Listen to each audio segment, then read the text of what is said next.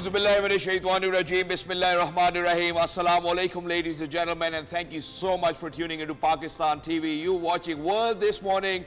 I happen to be Shahzad Khan, and with me, I'm really lucky that I've been joined on a very sunny Thursday morning over here in Islamabad by my wonderful colleague, who happens to be Miss Eesha Rehan. So first things first, ladies and gentlemen, we hope and pray that everybody out there is doing wonderfully well and that you're ready to kickstart your day with us. But first things first, hello Eesha, assalamu alaikum. How are you feeling today? Wa alaikum assalam, Shahzad. I feel absolutely great, absolutely brilliant. The sun is shining and we are soaking in our glorious vitamin D. We are feeling happy, we are feeling excited, and it feels like a peaceful breeze is not just flowing in Pakistan but all across the globe as well. So why don't you get started with it, Shahzad? Exactly, so I'm going to get started, ladies and gentlemen. It's a great day for mankind, for all of those people, all of those Muslims all across the world, not just Muslims, all of those people from different walks of life, from different geographical locations. Really thankful today, and it's because of the fact that the first highlight, ladies and gentlemen, will be about the ceasefire in between Israel and Hamas as well, and how the talks actually positively did turn out. Not just that, Israel and Hamas have agreed to the first phase of a Gaza ceasefire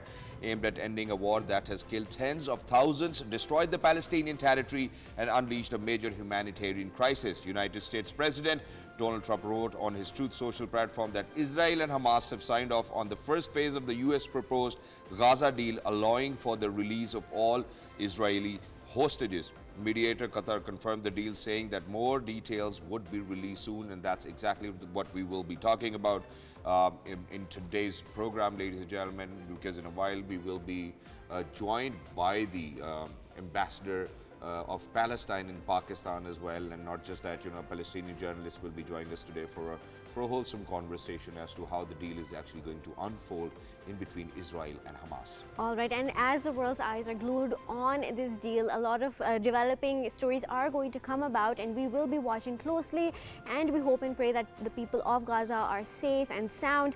But moving on to Pakistan, a disease that impacts almost every family. We almost know any other uncle, chacha, mamu, any other relative who suffers from diabetes. Around 30 million adults in Pakistan suffer from diabetes, and what is even more alarming about this disease is that nearly 40% of these people don't even know that they have diabetes, which means millions are silently living with this disease until and unless it causes serious issues relating to heart, eyes, and kidneys.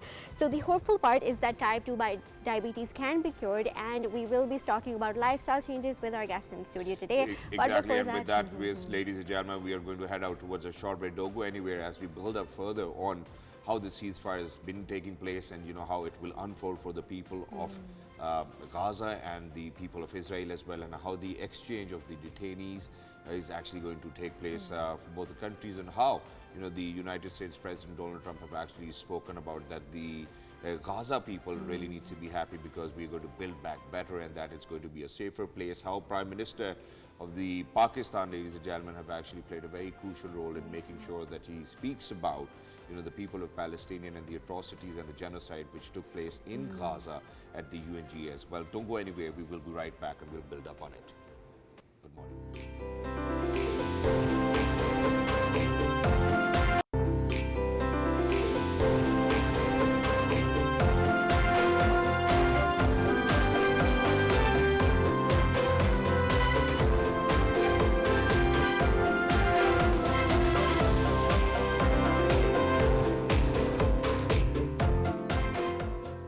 All right, ladies and gentlemen, welcome back. Thank you so much for staying tuned to Pakistan TV. You're watching World this morning. This is almost a special transmission in order to kind of speak about the ceasefire which has taken place. The breaking news took on the social media and almost on all the other channels as well, where how the ceasefire has taken place. I think what we really need to kind of establish over here is how the Honorable Prime Minister took to the platform X as well and congratulated, and at the same time did speak about how for all of those activities which have taken place within the strip of Gaza, and how people unfortunately have been murdered and killed as well, and how if we are to speak about his tweet, how he did make sure that that people really need to kind of make sure that they build back better as well. And in addition to this, not just that, because the announcement of an agreement, this is exactly what he spoke about, will bring an end to the genocide in Gaza, which is a historic opportunity to secure lasting peace in the Middle East. President Trump's leadership So the Honorable Prime Minister Shahbaz Sharif appreciated President Trump's leadership throughout the process of dialogue and negotiations, which reflects his unwavering commitment to world peace. Not just that, he did mention that the resolute and wise leaders of Qatar, Egypt and Turkey are also to be applauded for their untiring efforts to negotiate a deal. And most of all, we must all pay a tribute to the Palestinian people who have suffered in an unprecedented manner and one that should never ever be repeated. Now, this is where this gets interesting, where he also notes that he gave concern about the strongly condemning the recent provocation at Masjid al-Aqsa as well and how it needs to be settled. Now, in addition to this, where we did speak about, the role that Pakistan have played in our leadership, may it be the civil leadership or the military leadership, ladies and gentlemen, the Honorable Prime Minister Shahbaz Sharif, on the occasion of the UNG's 80th session, really made sure that he's going to make a point and speak about for the people of Palestine and people of Gaza and the atrocities that have taken place. I'm going to make you revisit that day as well, which was historic, and how the Pakistani leadership have been at the forefront of it. Pakistan firmly supports the demand of the Palestinian people for the establishment of a sovereign Palestinian state with pre-1967 borders and Al-Quds Sharif as its capital. Palestine can no longer remain under Israeli shackles. It must be liberated, and liberated with full commitment and with full force. As far as Pakistan is concerned, we were among the first to recognize Palestinian statehood in 1988. And now we welcome the recognition of the state of Palestine by a number of countries recently around the globe, and urge others to also follow suit, because time and tide wait for none. We are further grateful for President Trump's timely initiative to invite Arab Islamic states for a consultative session at the United Nations. And I was also part of that consultative process. And I think, and I hope and pray to God that it has rekindled hope for a ceasefire in the nearest future, for which the credit must again be attributed to President Trump for this peace initiative. All right, it's brilliant to see Prime Minister Shahbaz Sharif give a very resilient speech, and he emphasized on this issue all the way back during the United Nations General Assembly session, the 80th session, which was a historic session. And this historic speech is going to be remembered across time, because we as Pakistan recognized Palestine at the start, as the Honorable Prime Minister mentioned, and we are still going to keep recognizing Palestine and standing with Palestine. Exactly, and Eesha, not just that, so we were very lucky that, one of our programs, which is being hosted by one of our ace journalists, Mr. Omar Khalid, but he had the privilege to speak to the Palestinian Minister of Foreign Affairs, Dr. Basit, who actually did appreciate on air how Pakistan have played a crucial role from not just recognizing Palestinian state in 1988 till 2025, making sure that there's more aid going in for the people of Gaza, that there are people or scholarships being given, that that we remain steadfast in their resolve as well. Let's hear it from her. We are most grateful for Pakistan's stance and the stance of the government and the Pakistani people. Pakistan has been very supportive in all international fora on the question of Palestine. It has been very supportive in terms of humanitarian assistance, in terms of providing scholarships to our students. It has been very firm on the need for Palestinian unity. It has been firm on its stance on Jerusalem, Al-Aqsa Mosque, and so forth. And we are really glad that, alhamdulillah, finally that we see a day where there's been a ceasefire as well, ladies and gentlemen. And to speak further more about it, we're very lucky that we've been joined by a senior journalist over here in the studios with us, who happens to be Mr. Javed Siddiq. Hello, sir. Assalamu alaikum. Thank you so much for joining us. Meeting you. Wonderful to have you, and it's likewise as well. And at the same time, ladies and gentlemen, we're very lucky that we have been joined by His Excellency Dr. ZUHAIR Muhammad HAMADALLAH ZAID, Palestinian Ambassador to Pakistan. Hello, sir. Assalamu alaikum. Thank you so much for joining us. Finally, a moment of relief. Assalamu rahmatullah. Thank you for having me, and a very good morning for you, for all Pakistani people. All right, Nida, Alhamdulillah thank you Rabbil so Alameen. much for being here today. It's such an honor and a privilege for us to have you here. The world is calling this a historic breakthrough, and this is the first phase of the peace deal that is going to follow by other deals. After 2 years of bloodshed, please emphasize why is this so integral? Very important moment because at least the genocide will stop. The suffering of our people will stop. There is many other steps that we should do. We are speaking about, as we are hearing, about the first phase. We are speaking about stopping the war. We are speaking about releasing the hostages and the prisoners. We are speaking about entering aid to our people, stopping the starvation. We are speaking about withdrawal of the Israeli occupation forces for some limit, but let us hope to see that the Israelis will withdraw from all Gaza. We are looking forward to see a real peace process. We want to see the creation of the state of Palestine. We want to see the Palestinian state existed on the ground, and the people of Palestine feel free with full respect in their own state, with East Jerusalem as its capital.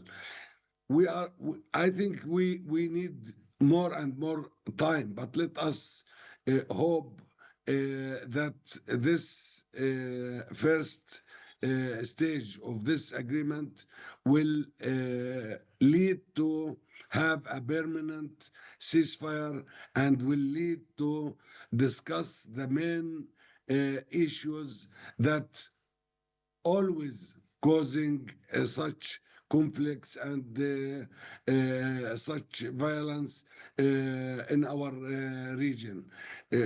I will, in this opportunity, express my thanks and gratitude for all our brothers from the Arab and Muslim countries.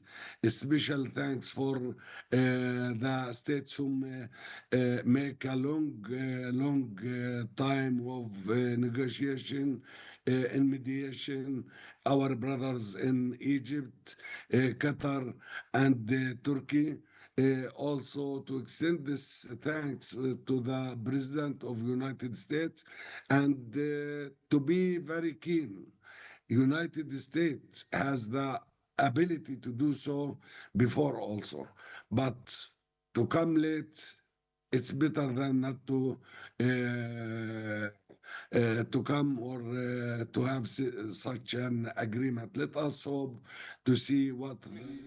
Exactly, Your Excellency, and it's great relief over here amidst, within Pakistan as well, and Pakistani people continue to congratulate as well, for all of those people of Palestine who've been subject to atrocities and human rights violations and the genocide that has been going on for the last 2 years, and it has been a long-standing issue. Just at this moment, while you were thanking all of those other countries, I do remember for a fact how, Pakistani Honorable Prime Minister spoke about the people of Palestine at the UNGA's 80th session, making sure that we could help as much as to mediate a deal in between Israel and Hamas, and obviously, certainly the Middle East countries and the United States, President Donald Trump, and how the 20-point peace accord, Pakistan offering scholarships to the Palestinian students. How would you see the role of Pakistan in making sure that we would make sure that we are going to raise our voices for the people of Palestine and our brothers and sisters? Actually, Pakistan deeply in our hearts as a Palestinians.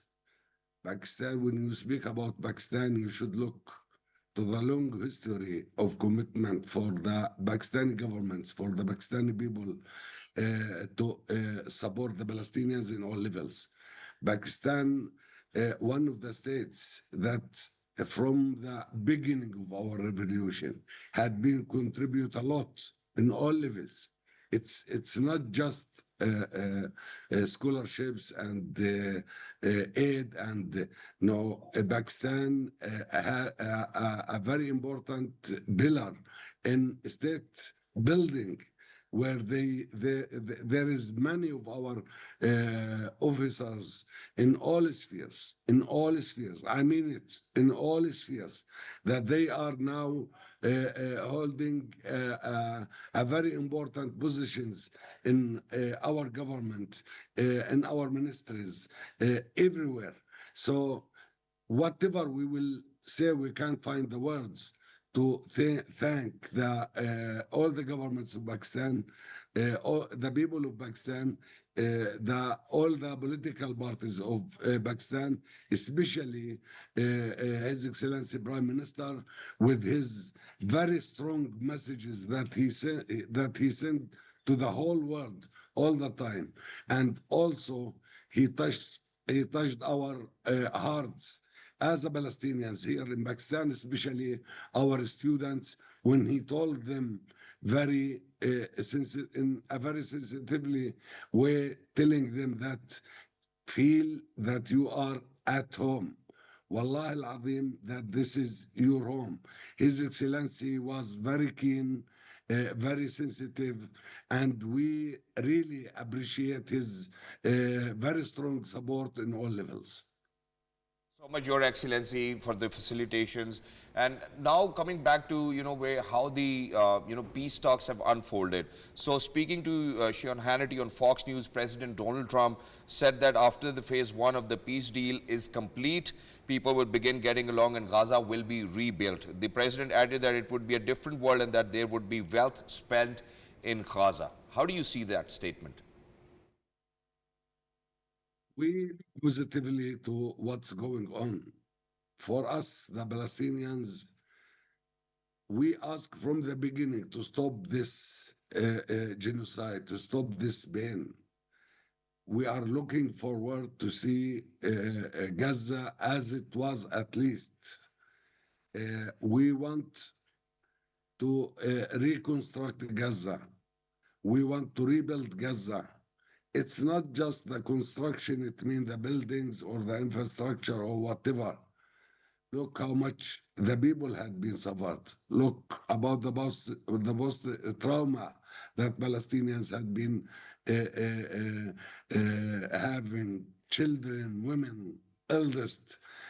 How many people that we should treat, the casualties that we have, the number is hundreds of thousands of victims. This is what we want as a Palestinians at the first phase, but it's very important to understand that solution for the Palestinian issue is very crucial for peace, for stability, not just in our region. I think the Trump administration, in their position, they realize the things were going, and they are, with their steps, first of all, rescuing their friends, the Israelis. They are trying to find for them an exit, especially after the isolation that they felt, after the many measurement and sanctions that had been taken by many states, especially those whom along history supported Israel.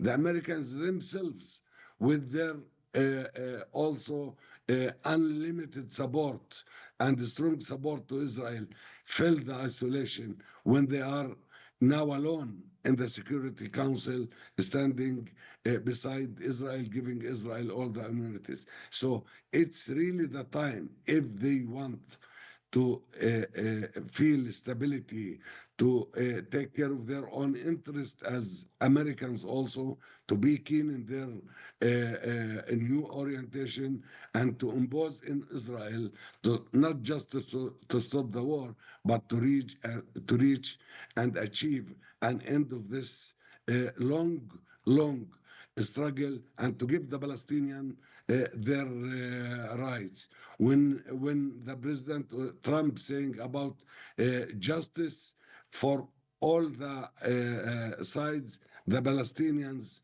is the most needed justice and needed to have their rights. All right, Your Excellency, thank you so much for mentioning that. But one last question that I would want to pose to you. Thank you so much for your time. First of all, congratulations to the people of Palestine and the people of Pakistan, you know, these Muslims, brothers and sisters. In fact, all people from all walks of life, all different religions from Pakistan would certainly stand steadfast in our resolve of making sure that we are always there to guard the territorial integrity and sovereignty of the people of Palestine. But very quickly, how now the people of Palestine are planning to build back better, you know, how do you think that the Middle Eastern countries will be helping Palestinian people, or people of Pakistan will be helping, and what is that plan that needs to come forward in making sure that, you know, that the people of Palestine get back to normalcy as soon as possible and build back better? There are more schools, there are more hospitals, and the facilitation has been provided by the, you know, global efforts.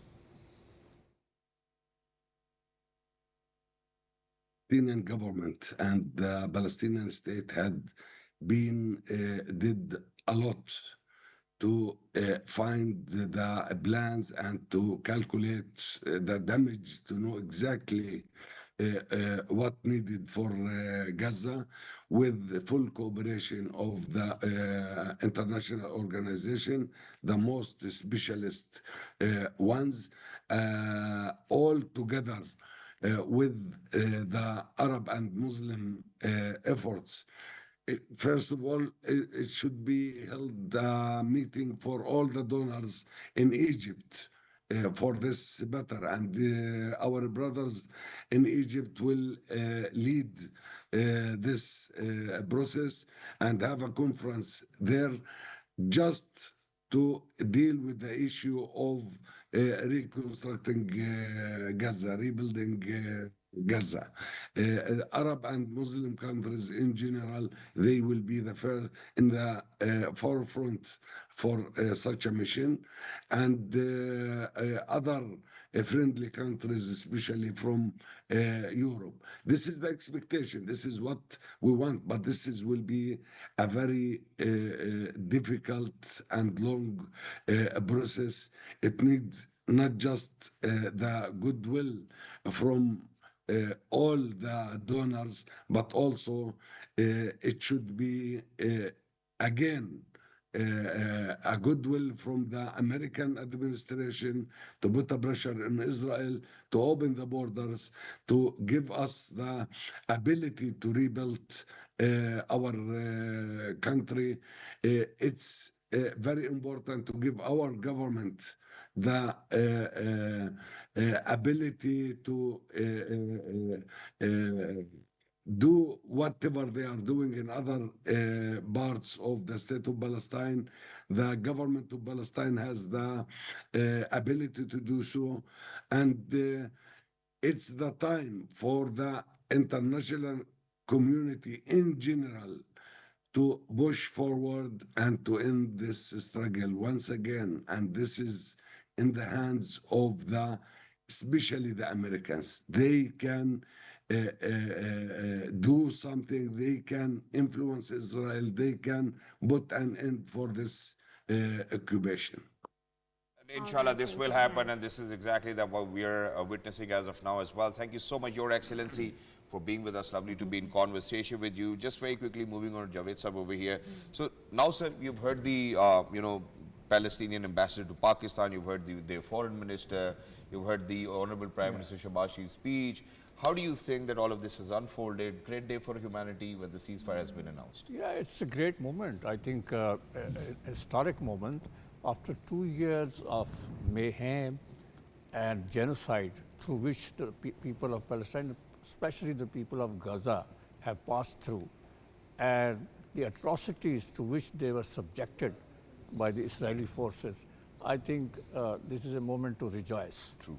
It's a great relief for the people of Gaza, and the events, how they unfolded, the world has watched it with great interest and keen. So we hope that the US-sponsored this ceasefire and subsequently the exchange of prisoners and all the phases that have been agreed to will be implemented in letter and spirit, and no violation will take place at all.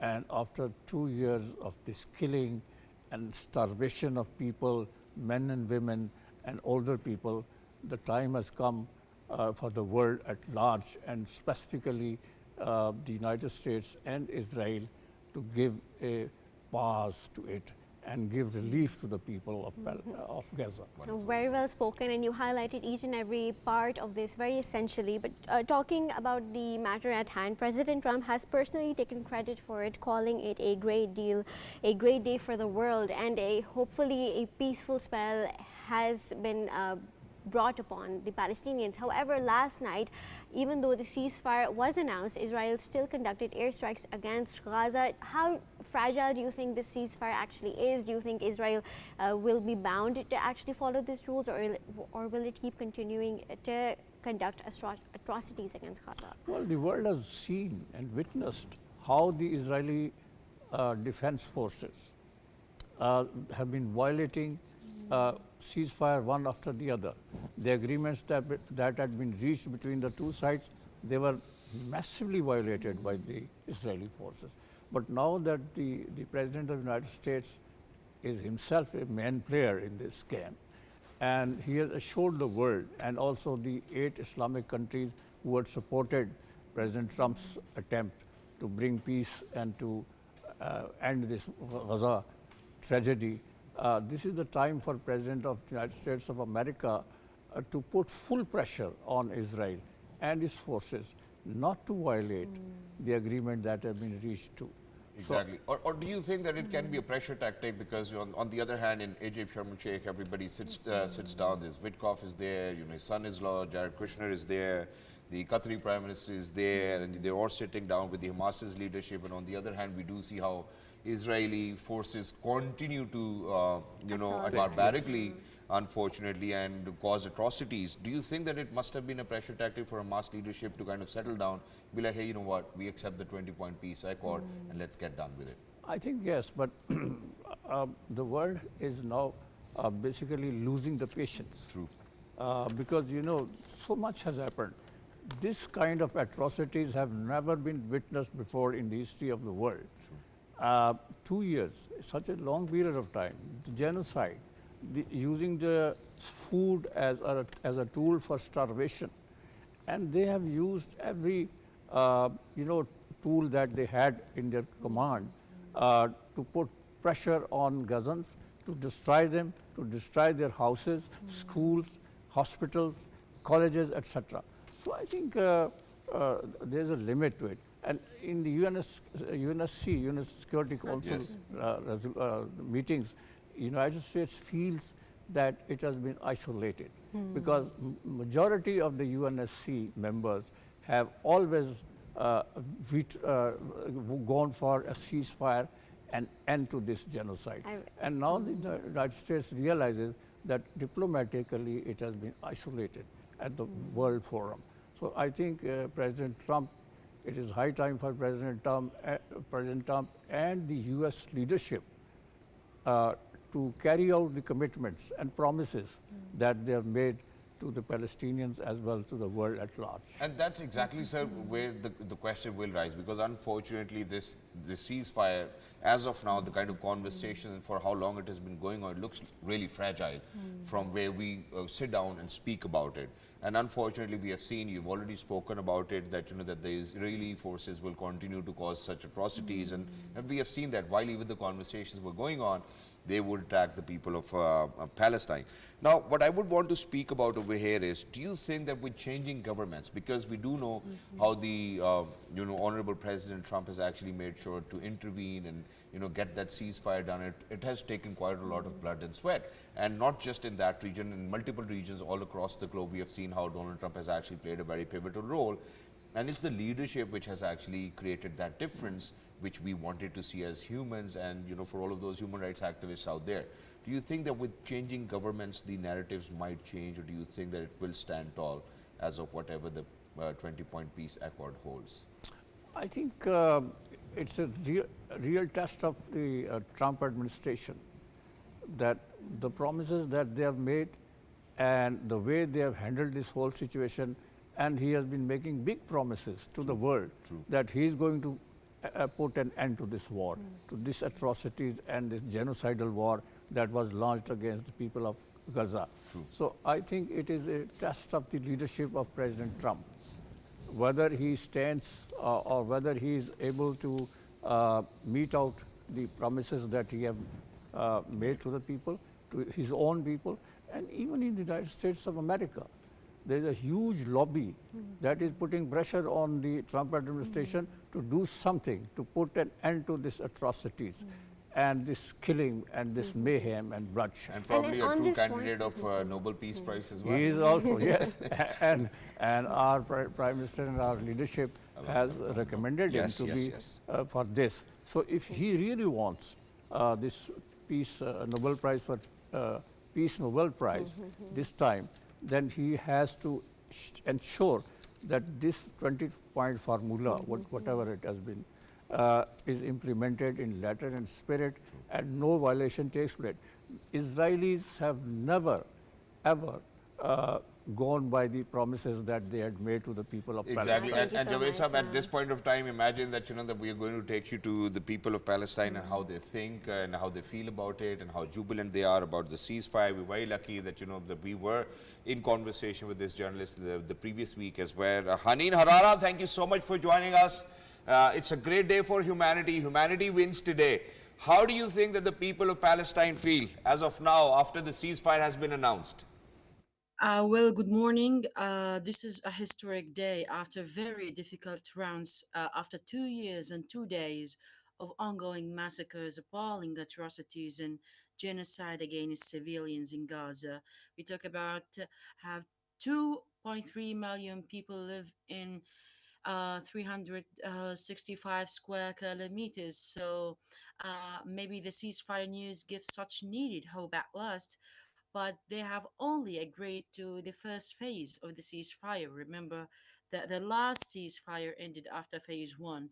And unfortunately, Israel has avidly broken ceasefire deals before. Now, people in Gaza are now in a state of anticipation, in addition to the tension due to the ongoing bombardments over the enclave, which is happening right now. As the Israeli army radio reported that the army's combat divisions in the Gaza Strip received orders to redeploy. So there is a concern about it. There is a concern among the people, mediators, and even Palestinian fictions about Netanyahu's failure to adhere to this agreement, or his procrastinating or procrastination. The people want to make it a real ceasefire because they want to end this bloodshed. They want to save their families. They want to live in dignity and free. They want their human rights, the basic human rights, as all the people in the world. So they want that. They have this little of hope. And Exactly. there And is Haneen, in addition to this, what are the primary concerns of the people of Palestine now? People who've been subjected to human rights violations, the genocide which has been taking place for the last 2 years and 2 days. What are the primary concerns, and how do you think that the people of Palestine now would want to build back better after the ceasefire or the first phase of the ceasefire? okay. The concerning is it's not 100% guaranteed peace, we could say, a negotiation. There is a possibility of returning to the war, depending on how much Netanyahu benefits from the war in the next phase, whether by returning legitimately through new elections, or by getting rid of the legal issues locally and internationally, or if Trump forces him to do so, according to what he said hours ago, that Israel will not be able to fight the world. But Netanyahu feels otherwise. The experience of negotiating with him will be much harder, as he is evasive and procrastinating person who has foiled negotiations 7 times since last March. The ceasefire we all wait that will take effect at 12 noon. There are meetings taking a place now at this moment, and if he succeed in marketing this war as a victory and end this prisoners file, otherwise the situation will be unfortunately explode. So this is the point. If he success of marketing this war to his people as a victory for Israel, so I think it will be over. But otherwise, Thank the you so much. situation. Thank you so much, Haneen, for your words. Thank you so much for your time. And so obviously, I think when it comes down to the very performance of the leadership, certainly everybody would want to market it. But I think what the people of Palestine or the world needs to focus is on ceasefire, on making sure that that for all of those human rights, which anybody and everybody over in Pakistan enjoys or elsewhere in the world, the people of Palestine could be able to enjoy that. So very quickly, I think I'm going to say a big farewell to my guest over here as well in studios. Thank you so much, Javed sir, for being with us. Lovely to be in conversation with you. So much. And very quickly, ladies and gentlemen, mediator Qatar confirmed the deal, saying that more details would be released soon.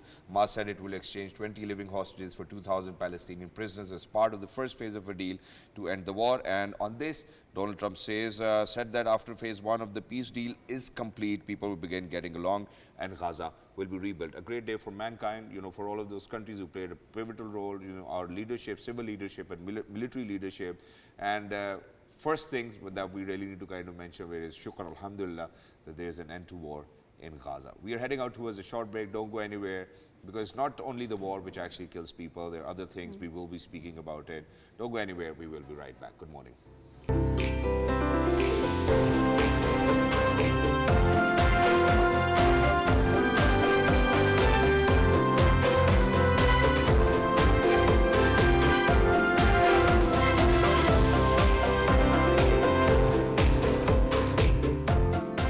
Welcome back to all the lovely people who stay tuned. You are watching Pakistan World This Morning on Pakistan TV, and I am still Eesha Rehan, and he is still Shahzad Khan. And today we are going to be talking about an integral issue, a disease that touches nearly every family in Pakistan, and that is diabetes. Around 35 million people in Pakistan are affected by diabetes, and the most shocking part is that 40% of these people do not even know that they are affected by diabetes.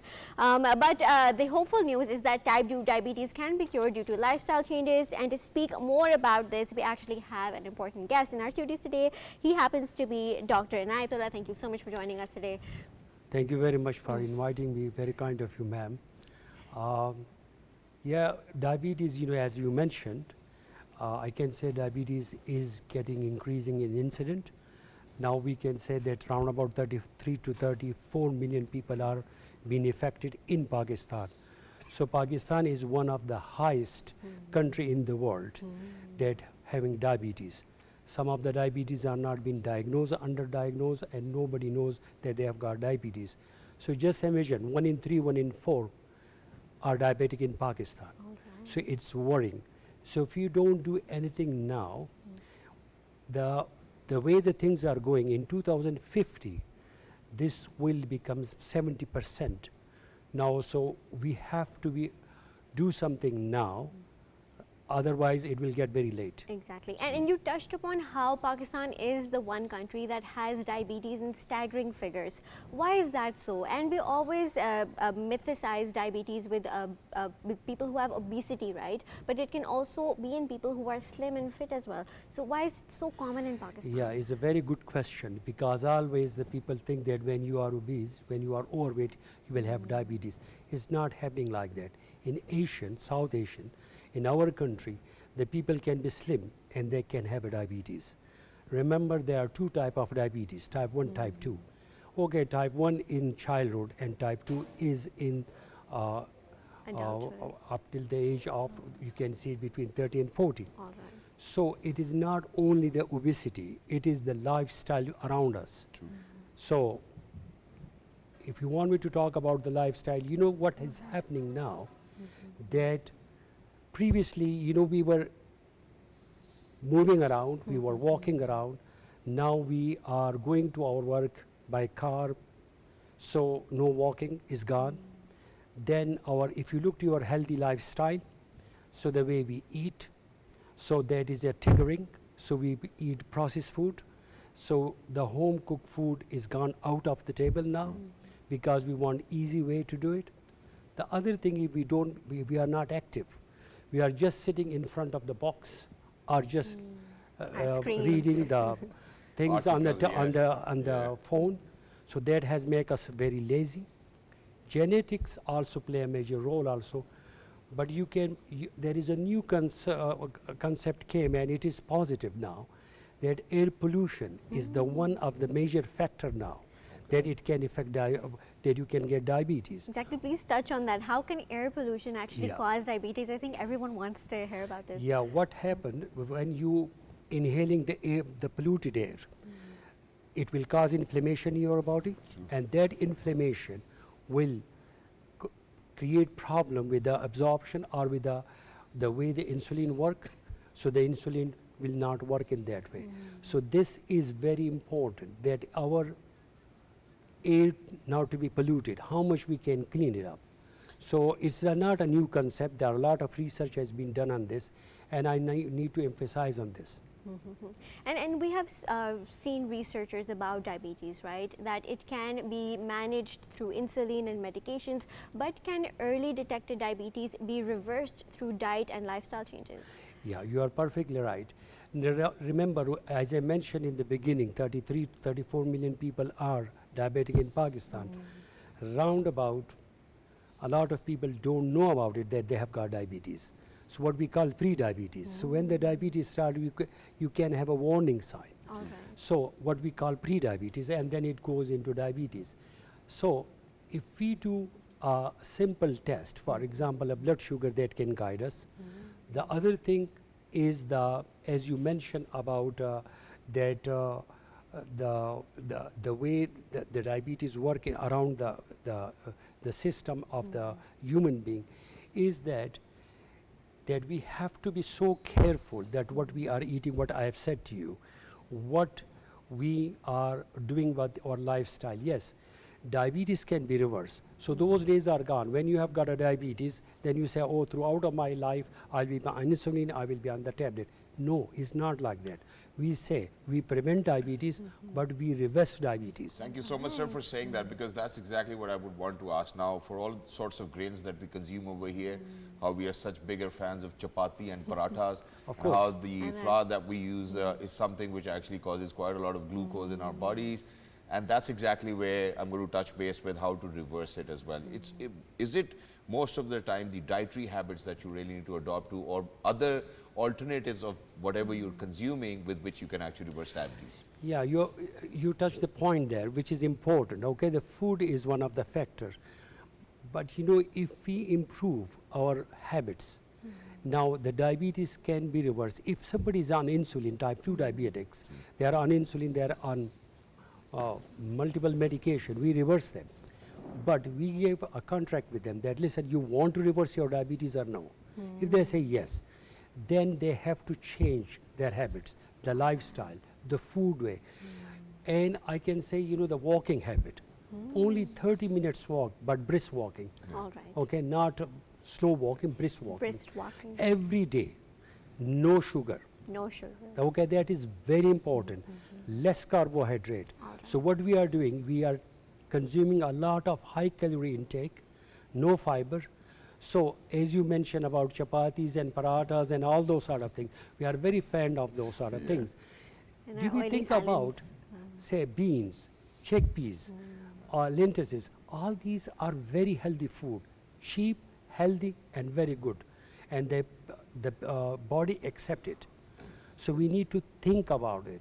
It's not only the food we are talking about. We need education here. Now we need to educate the people. Now the education doesn't come from here. It doesn't. The education comes from school. There should be a nutrition sort of assignment or module in that our children understand about nutrition. Exactly. Thank you so much, Dr. Inayat, for being with us. Lovely to be in conversation with you. And this segment certainly was our effort to make sure that we make people aware out in more than 100 countries as well. And where you've mentioned about chickpeas and coffee, ladies and gentlemen, you can even open your clogged arteries in your heart as well. Definitely. So I think for a lot of people, ladies and gentlemen, we will be doing such segments as well with people who smell so nice, Dr. Inayat. That's very sweet of you. And Thank it is you a so reminder for all the young people in your 20s and 30s that the things that you put in your body now are going to impact your life in your 40s and 50s. So stay healthy, stay safe, and follow the doctor's advice. Okay, the one thing at last I can say, now genetics can load the gun. All right. Okay? Now, but the lifestyle, if you don't change it, what it will do, it will trigger. Fire, oh my God, what a So please beautiful make sure quote, that what the a gun is beautiful not metaphor. loaded, ladies and gentlemen, and that the genetics don't trigger it. Until next time, look out for yourselves. You watching, well, this morning we are Pakistan TV. Allah Hafiz, have a good day. Thank you, sir. Thank you.